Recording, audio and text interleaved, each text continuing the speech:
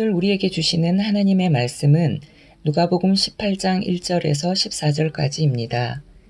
예수께서 그들에게 항상 기도하고 낙심하지 말아야 할 것을 비유로 말씀하여 이르시되 어떤 도시에 하나님을 두려워하지 않고 사람을 무시하는 한 재판장이 있는데 그 도시에 한 과부가 있어 자주 그에게 가서 내 원수에 대한 나의 원한을 풀어주소서 하되 그가 얼마 동안 듣지 아니하다가 후에 속으로 생각하되 내가 하나님을 두려워하지 않고 사람을 무시하나 이 과부가 나를 번거롭게 하니 내가 그 원한을 풀어주리라. 그렇지 않으면 늘 와서 나를 괴롭게 하리라 하였느니라. 주께서 또 이르시되 불의한 재판장이 말한 것을 들으라. 하물며 하나님께서 그 밤낮 부르짖는 택하신 자들의 원한을 풀어주지 아니하시겠느냐. 그들에게 오래 참으시겠느냐. 내가 너희에게 이르노니 속히 그 원한을 풀어주시리라.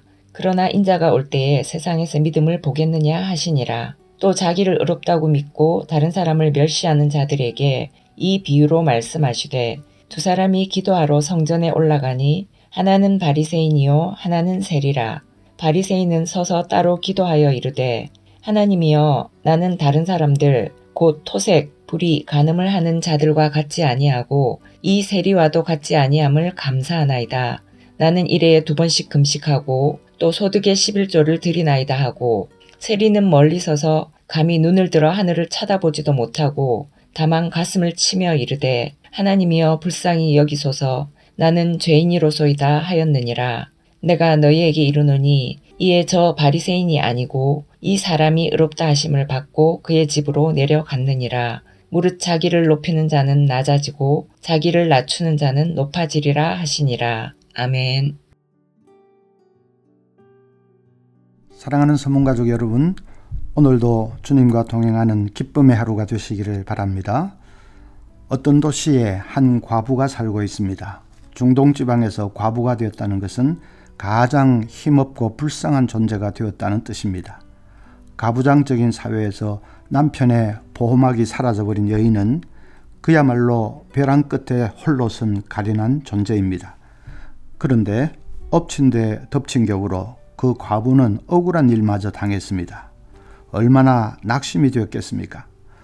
그래도 과부는 포기하지 않고 재판장을 찾아가서 억울한 사정을 하소연했습니다.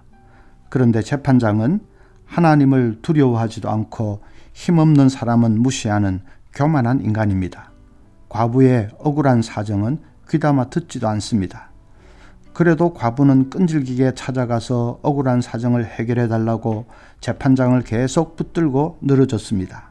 재판장이 귀찮아서 못 견디겠으니까 할 수 없이 그녀의 문제를 해결해 주었다는 것이 이 비유입니다. 예수님이 이 비유를 통해서 강조하시는 것이 무엇일까요?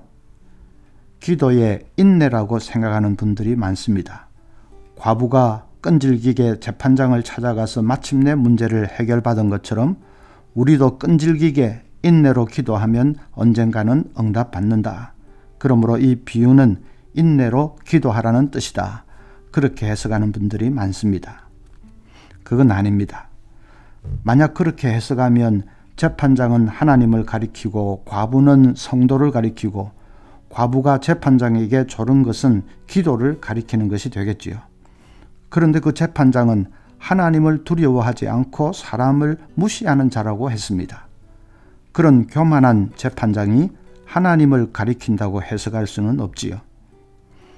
이 비유는 문예적인 관점에서 보면 아이러니입니다. 힘세고 권력을 가진 재판장이 아무 힘도 없고 약한 과부에게 졌습니다. 과부가 끈질기게 졸라대는 것에 못 견뎌서 손을 들었습니다. 아이러니한 일이죠. 그런데 이 비유에는 아이러니만 있는 것이 아니라 대조법도 있습니다. 재판장은 교만하고 불의한 사람이지만은 하나님은 자비와 긍휼이 풍성하신 분입니다. 재판장과 하나님을 정반대의 캐릭터로 대조시켰습니다. 7절에 하물며 하나님께서 그 밤낮 부르짖는 택하신 자들의 원한을 풀어주지 아니하시겠느냐. 그들에게 오래 참으시겠느냐. 내가 너희에게 이르노니 속히 그 원한을 풀어주시리라. 하나님은 재판장하고는 달리 원한을 속히 풀어주시는 자비의 아버지입니다. 재판장은 끈질기게 달라붙어야 문제를 해결해주는 냉혹한 사람이지만은 하나님은 어렵고 소외된 사람들의 문제를 속히 해결해 주시는 자비와 긍휼의 아버지입니다. 그런 관점에서 보면 이 비유의 주제는 기도의 인내가 아닙니다. 주제는 과부의 용기입니다. 과부는 절망적인 상황을 만났지만은 주저앉지 않았습니다. 자포자기하지 않았습니다.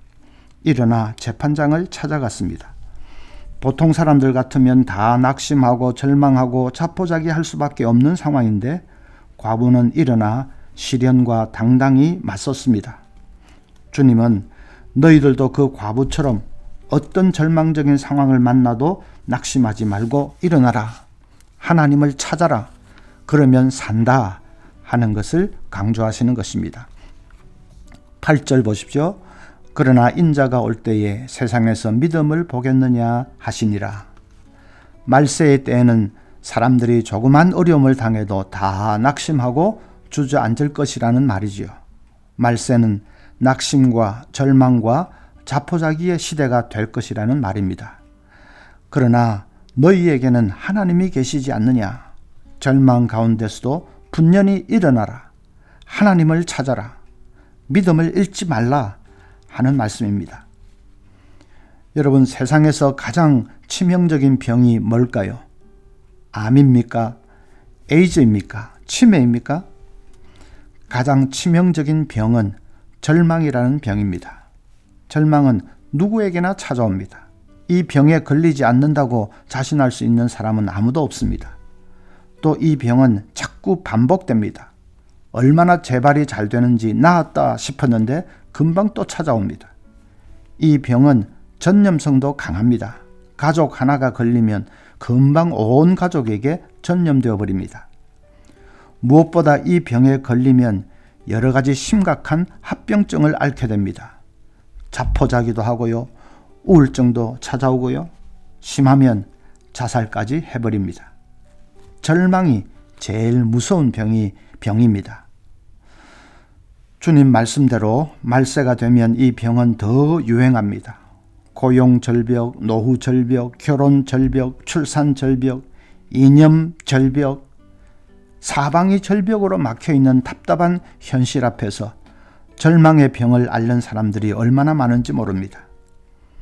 그러나 우리 천국 백성은 다릅니다. 우리에게는 하늘 아버지가 계십니다.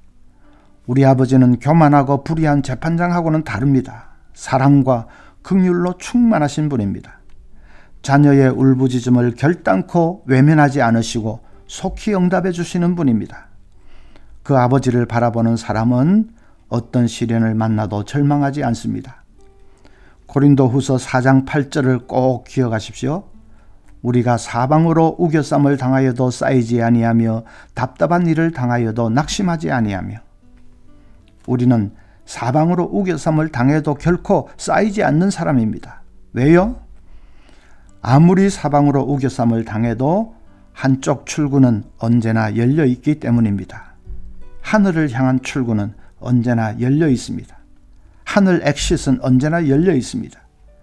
그 출구를 향해 부르짖는 사람은 결코 쓰러지지 않습니다. 삶의 승패를 결정짓는 것은 사건이 아니고 반응입니다. 20, 80 원칙을 들어보셨습니까?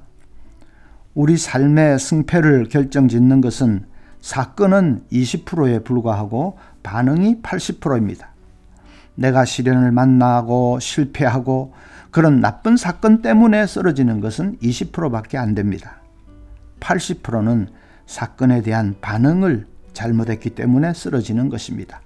낙심하고 절망하고 후회하고 그러기 때문에 쓰러지는 것입니다. 반응이 중요합니다. 여러분, 우리도 오늘 이 과부처럼 용기 있게 시련과 맞서야 합니다. 시련을 당할 때 용기 있게 맞서면 고통은 훨씬 덜해집니다. 주저앉아 울고만 있으면 고통은 갈수록 심해집니다. 견딜 수가 없게 됩니다. 그러나 똑같은 시련이라도 용기 있게 맞서면 고통은 훨씬 덜해집니다. 단순히 인간적인 용기를 짜내라는 말이 아닙니다. 우리에게는 하늘 아버지가 계시지 않습니까? 그 아버지께 부르짖으십시오. 아버지께 나아가십시오. 하늘 출구를 향해 부르짖고 나아가십시오. 하나님은 속히 응답해 주신다고 오늘 말씀이 약속하고 있습니다. 그런데 아버지께 나아가 부르짖을 때 한 가지 명심해야 할 것이 있습니다. 9절부터 나오는 바리새인과 세리의 비유 보면 바리새인은 이렇게 기도합니다. 하나님이여, 나는 다른 사람들 곧 토색, 불의, 간음하는 자들과 같지 아니하고 이 세리와도 같지 아니함을 감사하나이다. 나는 일회에 2번씩 금식하고 또 소득의 11조를 드리나이다. 반면에 세리는 가슴을 치면서 하나님이여 불쌍히 여기소서, 나는 죄인으로소이다 하고 기도했습니다. 차이가 뭐지요? 바리새인은 자기 공로를 내세웠습니다. 내가 이렇게 신앙생활 잘하는데 하나님 알아서 응답해 주셔야 합니다 하는 말이죠. 그는 자기가 응답받는 것은 자기의 행위에 대한 당연한 보상으로 여기고 있습니다. 그게 맞는 것입니까? 존 스타트 목사가 호주에서 집회를 인도하는데 예배 마치고 나니까 집사님 한 분이 찾아와서 불쑥 이렇게 말합니다. 목사님, 저의 가정에 긴급한 기도 제목이 생겨서 기도하는데 통 응답이 없습니다. 저는 제가 다니는 교회에서 25년 동안 주일학교 부장을 했습니다. 제가 주일학교에 기틀을 놓았고 제가 학생들을 다 키워내었습니다. 그런데 어떻게 하나님이 내 기도에 응답해 주지 않는지 저는 도무지 이해가 안 됩니다. 그게 바로 바리새인의 기도이지요. 우리도 하나님께 나아갈 때 내 공로 가지고 나아가면 안 됩니다. 공로랄 게 어디 있습니까? 25년 부장한 것도 하나님이 하게 하셔서 한 것이지요. 믿음 주시고 열심 주시고 건강 주셔서 한 것이지 내가 잘나서 한 것이 어디 있습니까? 성 어거스틴의 은총론은 고린도전서 4장 7절 한 구절에 결정적인 영향을 받은 것입니다. 네게 있는 것 중에 받지 아니한 것이 무엇이냐? 정말 우리가 고백해야 할 말씀 아닙니까?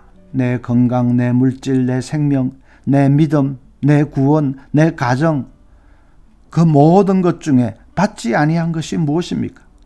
내게 있는 것 중에 받지 아니한 것이 도대체 무엇입니까? 다 주께로부터 받은 것입니다. 은혜입니다. 공로 내세울 것이 어디 있습니까? 우리는 늘 이 세리처럼 기도해야 합니다. 하나님, 이 죄인 불쌍히 여겨주세요. 감히 머리를 들 수 없는 죄인이지만 하나님의 자비와 긍휼만을 바라고 나왔습니다. 불쌍히 여겨주세요.